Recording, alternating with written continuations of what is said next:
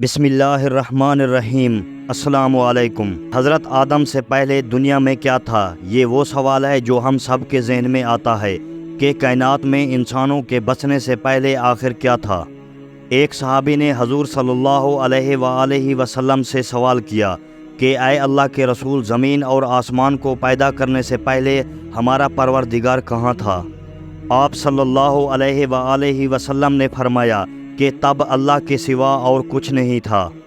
پھر اللہ نے پانی پر اپنا عرش بنایا، گویا یہ اس کائنات کی ابتدا تھی۔ پھر اللہ نے قلم کو پیدا کیا اور اس کو حکم دیا کہ لکھ، اور قلم نے اللہ تعالیٰ کے حکم سے اور اس کے علم سے قیامت تک ہونے والے سب کچھ لوح محفوظ میں لکھ دیا۔ اس کے بعد آسمان اور زمین کی 6 دن میں تخلیق کی گئی۔ یمن سے آئے ہوئے ایک شخص نے حضور صلی اللہ علیہ وآلہ وسلم سے کہا کہ ہم آپ کے دین کی سمجھ اور قلم کی ابتدا جاننے کے لیے آئے ہیں، تو آپ صلی اللہ علیہ وآلہ وسلم نے فرمایا، جس کا مفہوم یہ ہے کہ سب سے پہلے صرف اللہ تھا، اس کا عرش پانی پر تھا، پھر اس نے قلم کو پیدا کیا۔ اس قلم نے لوح محفوظ پر قیامت تک ہونے والے تمام واقعات لکھ دیے۔ پھر آسمان اور زمین کو پیدا کیا گیا۔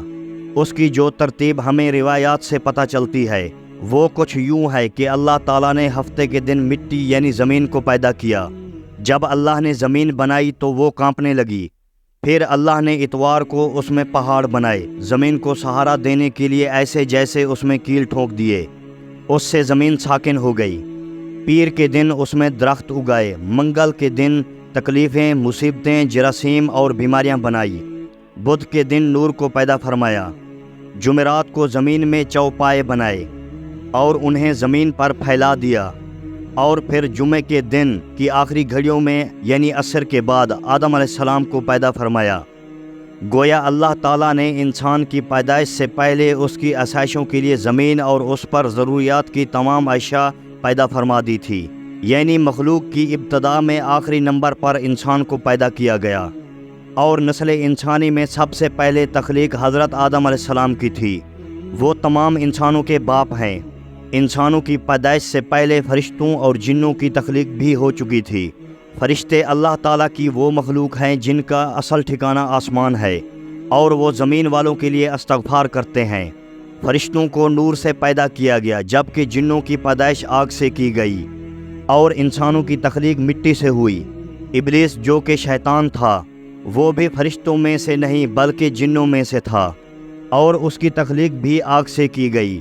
کچھ روایات سے پتہ چلتا ہے کہ آدم علیہ السلام سے 2000 سال پہلے جنات پیدا کیے گئے، اور جب وہ فتنہ فساد میں حد سے آگے بڑھ گئے تو اللہ تعالیٰ نے ان کی طرف فرشتوں کا ایک لشکر بھیجا۔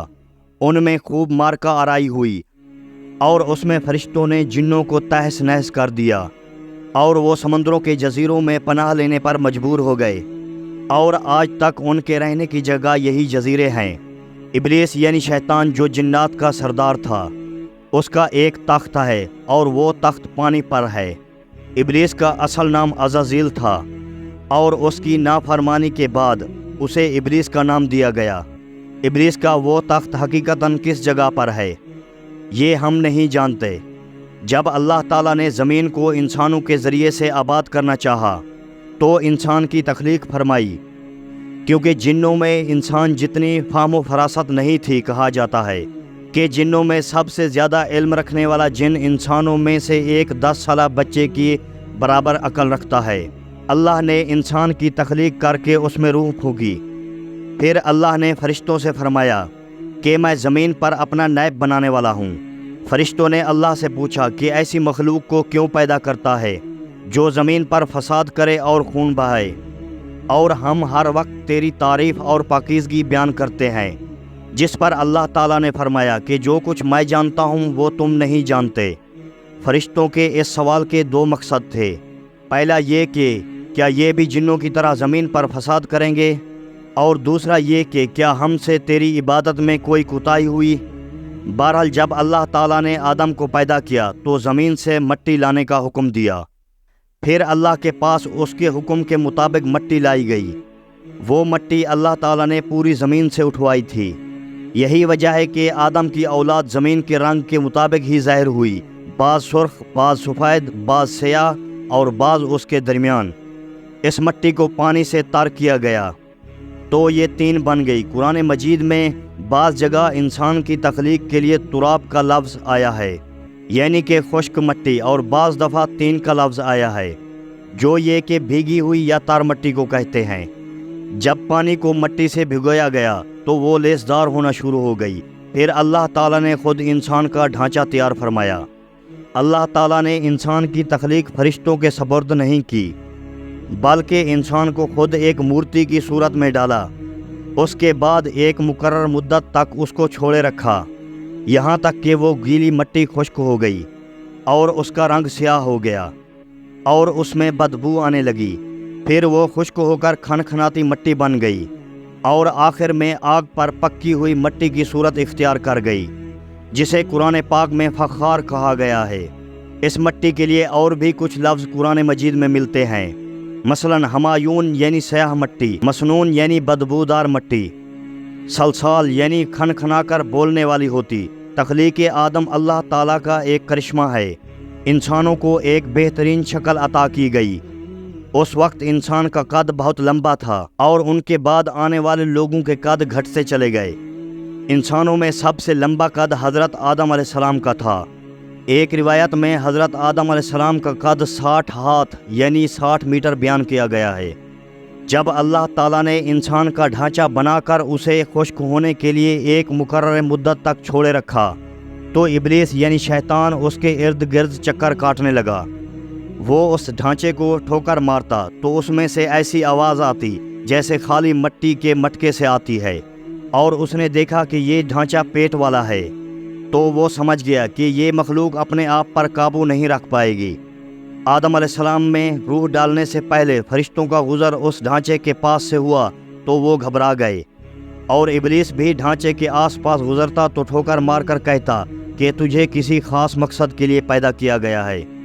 یہ کہہ کر وہ اس کے منہ کے راستے اس میں داخل ہو جاتا اور کمر کے راستے باہر آ جاتا، اور پھر اس نے فرشتوں سے کہا کہ اس سے گھبرانے کی کوئی ضرورت نہیں ہے، اگر مجھے اس پر مسلط کیا گیا تو میں اسے ہلاکت میں ڈال دوں گا، اور اگر اسے مجھ پر مسلط کیا گیا تو میں یقیناً اس کی نافرمانی کروں گا۔ یعنی ابھی آدم علیہ السلام میں اللہ تعالیٰ نے روح بھی نہیں پھونکی تھی، تب سے ابلیس کی انسان سے عداوت اور دشمنی واضح تھی۔ پھر اللہ تعالیٰ نے آدم علیہ السلام میں اپنی روح پھونکی۔ جیسے ہی اس مجسمے میں سر کی طرف سے داخل کی گئی تو آدم علیہ السلام کو چھینک آ گئی۔ فرشتوں نے آدم علیہ السلام سے کہا کہ الحمدللہ کہیے۔ انہوں نے کہہ دیا۔ اللہ تعالیٰ کی اس تعریف کے جواب میں اللہ تعالیٰ نے فرمایا کہ تجھ پر تیرا رب رحم فرمائے۔ جب روح ان کی آنکھوں میں داخل ہوئی اور ان کی آنکھوں نے جنت کے پھلوں کو دیکھا تو غور و فکر کرنے لگے۔ پھر روح پیٹ میں داخل ہوئی تو کھانے کی طلب ہوئی، یعنی روح ابھی ٹانگوں تک نہیں پہنچی تھی اور کھانے کی خواہش محسوس ہونے لگی۔ جب آدم علیہ السلام میں روح پھونک دی گئی تو اللہ تعالیٰ نے ان کی پشت مبارک پر ہاتھ پھیرا، جس سے قیامت تک کے آنے والے تمام انسان باہر آ گئے۔ آدم علیہ السلام کی تمام اولاد ان کے سامنے ظاہر ہو گئی۔ یہ بات قرآن اور حدیث سے بھی واضح ہے۔ پھر اللہ نے اولاد آدم سے انہی کے بارے میں اقرار لیا کہ کیا میں تمہارا رب نہیں؟ تو تمام انسانوں نے جواب دیا کہ ہم اقرار کرتے ہیں کہ تو ہی ہمارا رب ہے۔ اللہ تعالیٰ نے آدم علیہ السلام میں اپنی روح پھونک کر فرشتوں اور جنوں سے انسان کو سجدہ کرنے کا حکم دیا۔ ابلیس کے علاوہ سب نے آدم علیہ السلام کو سجدہ کیا۔ اللہ تعالیٰ نے ابلیس سے پوچھا کہ تجھے کس چیز نے سجدے سے روک دیا؟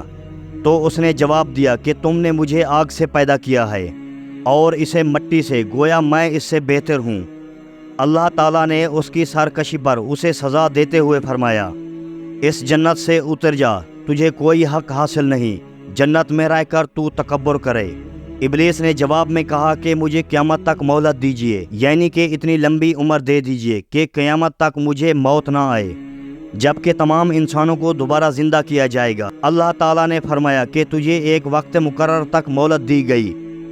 پھر ابلیس نے کہا کہ میں قسم کھاتا ہوں کہ میں انسانوں کی گمراہی کے لیے تیرے سیدھے راستے پر بیٹھ جاؤں گا، پھر میں ان کے آگے سے، پیچھے سے، دائیں سے اور بائیں سے ان کے پاس آؤں گا، اور تو انہیں شکر گزار ہرگز نہیں پائے گا سوائے ان کے جو تیرے مخلص بندے ہوں گے۔ وہ میرے بہکاوے میں نہیں آئیں گے۔ اللہ نے اسے ذلیل و خوار کر کے وہاں سے نکال دیا اور فرمایا ان میں سے جو شخص بھی تیرا حکم مانے گا میں ایسے تمام لوگوں کو جہنم سے بھر دوں گا اور میرے بندوں پر تیرا کوئی غلبہ نہیں ہوگا۔ اس طرح یہ واضح ہوا سب سے پہلا گناہ تکبر تھا، اس لیے علماء کرام کے مطابق تمام گناہوں کی جڑ تکبر ہے۔ اللہ نے آدم علیہ السلام کو جاہل نہیں بلکہ علم والا پیدا کیا تھا۔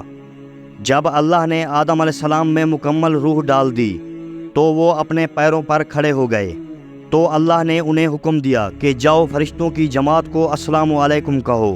آدم علیہ السلام کے سلام کے جواب میں انہوں نے وعلیکم السلام ورحمۃ اللہ کہا۔ اللہ تعالیٰ نے فرمایا کہ یہ تیرا اور تیری اولاد کا آپس میں ایک دوسرے کو تحفہ اور ہدیہ ہے۔ اللہ تعالیٰ نے آدم علیہ السلام کو ابتدا میں ہی تمام نام سکھا دیے۔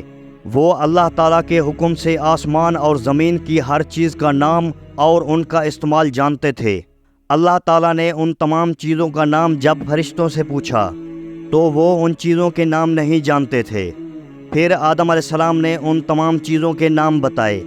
تب اللہ تعالیٰ نے فرشتوں سے فرمایا کہ کیا میں نے تمہیں نہیں کہا تھا میں وہ جانتا ہوں جو تم نہیں جانتے۔ پھر ایک روز جب حضرت آدم علیہ السلام سو رہے تھے تو اللہ تعالیٰ نے ان کی بائیں پسلی سے اماں ہوا کو پیدا فرمایا اور انہیں حضرت آدم علیہ السلام کا ہم سفر بنایا۔ جب آدم علیہ السلام بیدار ہوئے تو انہوں نے ہوا کو پاس بیٹھے دیکھا۔ انہوں نے پوچھا کہ تم کون ہو؟ انہوں نے جواب دیا کہ میں عورت ہوں۔ حضرت ہوا قیامت تک آنے والی تمام عورتوں میں سب سے زیادہ خوبصورت تھی۔ حضرت آدم اور حضرت ہوا دونوں جنت میں رہتے تھے۔ انہیں نور کا لباس پہنایا گیا۔ جب ابلیس نے انہیں گمراہ کرنا شروع کر دیا اور اللہ تعالیٰ نے جس درخت کے پاس جانے سے منع کیا تھا شیطان نے انہیں وہی کھانے پر مجبور کر دیا اور اس پر جھوٹی قسمیں بھی کھائیں۔ انہوں نے اس درخت سے کھا لیا اور اللہ تعالیٰ کی نافرمانی کے مرتکب ہوئے۔ اللہ تعالیٰ نے ان سے نور کا وہ لباس لے لیا اور وہ برہنہ ہو گئے۔ وہ اس درخت کے پتوں سے اپنے آپ کو ڈھانپنے لگے، لیکن اس گناہ کے بعد غرور و تکبر کی جگہ وہ اللہ تعالیٰ سے معافی مانگنے لگے اور اس کی مغفرت کے طلبگار ہوئے۔ اس سے یہ بتایا گیا کہ خطا انسان کی فطرت کا حصہ ہے کیونکہ وہ فرشتوں کی طرح معصوم نہیں ہے۔ پھر اللہ تعالیٰ نے انہیں جنت سے نکل جانے کا حکم دیا اور فرمایا کہ تمام زمین پر رہو اور تم ایک دوسرے کے دشمن ہوں گے۔ پھر وہ دونوں زمین پر اتارے اور انہی کے ساتھ ابلیس بھی زمین پر اترا۔ حضرت آدم اور حضرت ہوا نے اپنے رب سے معافی کے کلمات سیکھے۔ ایک روایت کے مطابق حضرت آدم کو ہند میں جبکہ حضرت ہوا کو جدہ میں اتارا گیا۔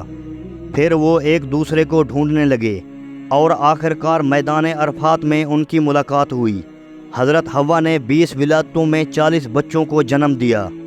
ہر ولادت میں ایک لڑکا اور ایک لڑکی پیدا ہوتی تھی۔ سب سے پہلا جوڑا قابیل اور ان کی بہن قمین کا تھا اور اس طرح زمین پر نسل انسانی کی ابتدا شروع ہو گئی۔ امید ہے دوستو آج کی یہ ویڈیو پسند آئی ہوگی۔ میری ویڈیو اگر آپ لوگوں کو اچھی لگی تو میری ویڈیو کو لائک کر دیں اور میرے چینل کو سبسکرائب کر دیں۔ ملتے ہیں اگلی ویڈیو میں۔ اللہ حافظ۔